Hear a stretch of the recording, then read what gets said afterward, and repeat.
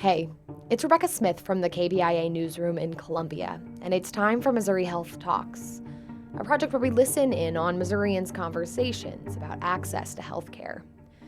This week we hear from Christina Ingoglia and Michelle Ribaudo in Columbia. They're both board members of the Missouri Disability Empowerment Foundation, or MODE Foundation. They spoke about one of the ways their organization is working to make Columbia and the greater community a little more accessible. Here's Christina. MODE Foundation is working on many projects that involve inclusion. That's I would say that's one of our main mission, if not the main mission. We last August, we launched restroommap.com. And at the time, it was a map to track restrooms that were gender neutral. And if they had adult size or universal changing tables is really a better way to call it. If they had universal changing tables, so larger changing tables, because my husband and I were struggling to get around with our daughter. She is going to be in diapers for a while. She's almost 5. Lily is her name. And we knew that it was going to limit where we could go because at this age, she's starting to understand that she's being changed on a floor or being changed in public, and she doesn't deserve that. You know, as a baby, you can kind of get away with some of that stuff, but now we want her to have some dignity. So we created this crowdsourced map, and within a month, we went national with it because people were kind of jumping on board.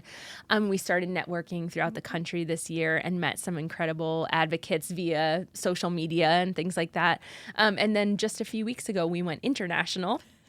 A Canadian man, Dad, found us, and he started submitting restrooms in the Ontario area.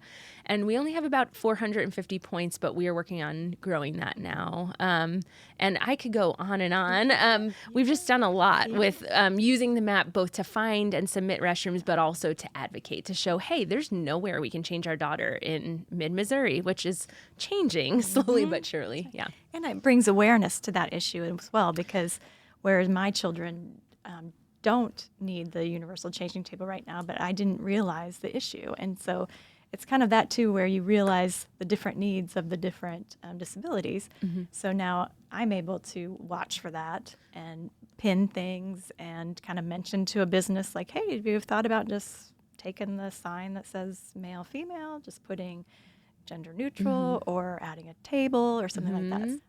And you never know. I mean, your husband and you are both healthy, but you never know. One day as we all age, we may have to take care of each other. Yeah. And you can't, it's really hard or socially awkward. Plus, I mean, just kind of difficult in general to take another adult of the opposite gender into an all-female room or an all-male room.